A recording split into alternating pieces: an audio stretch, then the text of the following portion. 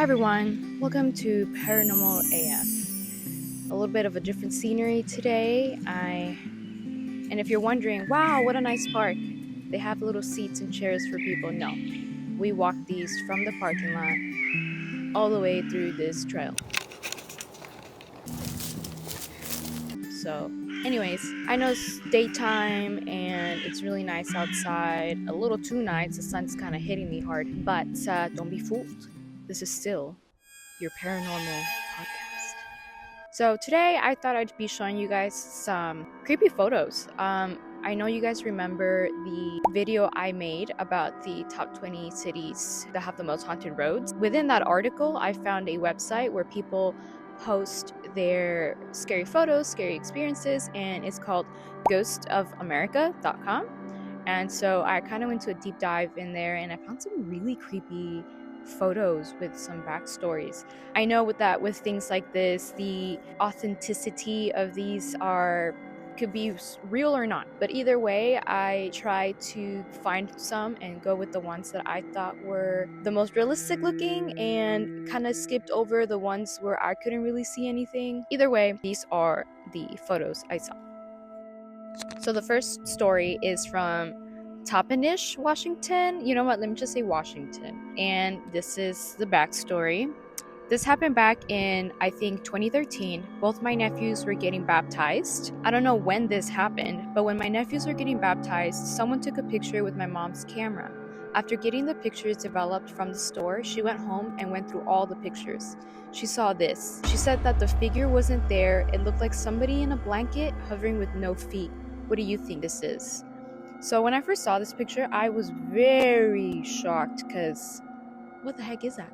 I'd have no words. I think I'd be really kind of concerned, especially if this kid's getting baptized. I remember hearing somewhere in a podcast, so a little embarrassing, but it was actually my podcast, so I will insert that clip now. We were talking about the churches. Like, the church itself is not the safe place, it's the people. It's the faith. But the church is very susceptible because they'll prey on the weak. Because it's a sacred place, they're going to be attracted to it. So I don't know, like, put up a good debate. Sorry. Story 2. I'm not sure where this one's from, but it says, this photo was taken in the old Santa Rosa Sacred Heart Hospital in Pensacola, Florida. I was in the hallway coming from the bathroom and decided to take some pictures. And this apparition was not there when I took the photo. It appeared in the photo after I started going through my pictures. It said there's a nun that haunts the hallways in that hospital. I will say this photo is very blurry and it's kind of hard to make out. However, it is kind of apparent to me that there is some kind of silhouette, some dark mass there in the back. And if they're saying it's a nun, I could kind of see it's almost that same attire. I don't know. You guys let me know what you think. Story 3. I have a photo of my sister and her friend taking a photo in the mirror upstairs of my mother's house. While they were taking photos in the mirror, they went back to check the photos on how they turned out. They noticed something behind them in the photo. The photo was taken back in 2012, but it's a good one and the real deal. Until this day, my mother's house is still active. We just learned how to accept that there are multiple spirits in the house, and we all gotta deal with each other. There are days when you can feel them around, their presence are strong, and they'll sometimes do something to let you know they're around. So many stories and unexplained incidents that I could go on for hours telling you. I'd be scared. If I was just taking a nice, cute photo with my friend, and then we saw that this was behind us, yeah, I don't know if I'd take photos for a while. Story 4. This is a picture of two apparitions which look like a woman on the right hand side of the picture in a white gown or a dress or nurse uniform, and a small boy or patient laying on a bed on the left hand side of the lower part of the picture. This was taken at Sacred Heart Hospital in Pensacola, Florida. Again, the same hospital. Outside in the parking lot. I gotta do some research about this hospital because there seems to be multiple incidents. You know, at first I did not see the child they were talking about. I took a second look at the photo and I was like, whoa, how did I not see it?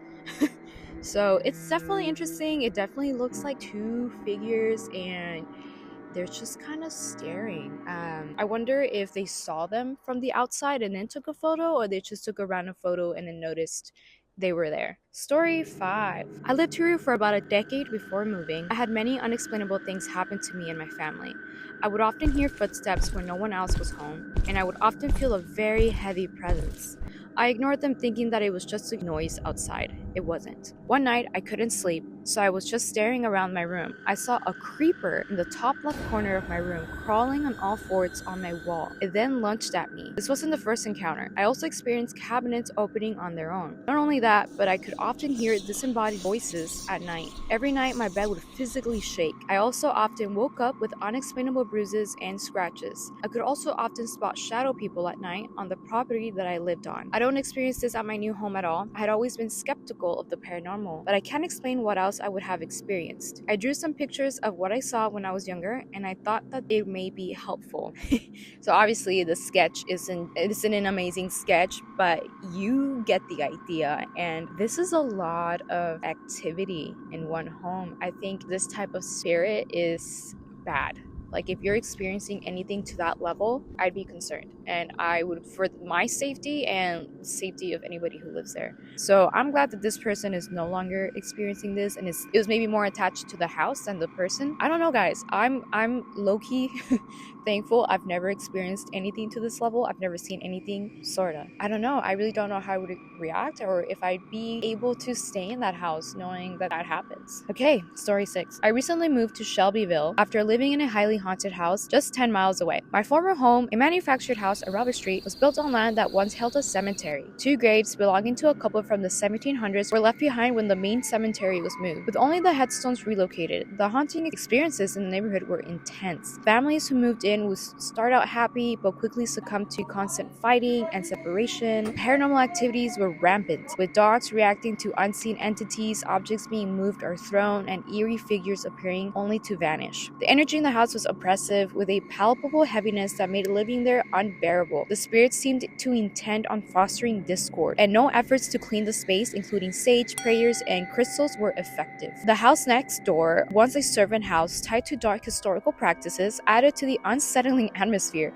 Eventually, the situation forced my family to sell the home. While visiting haunted places may seem intriguing, living in one was draining and frightening. Marked by constant fear and negative energy, the presence was so strong that I believe only a priest could provide relief. That's what I'm saying, guys. And I think she has a really good point. Visiting haunted places is great and all because you get to experience a little bit of that activity, but living in a haunted place would be extremely draining, especially if it's to that level. Would you live in a haunted house and be okay with it? So I kind of forgot to go over the photo. This is a photo she submitted, and it's of her kid. It's a little bit too zoomed in, but that's how it was submitted.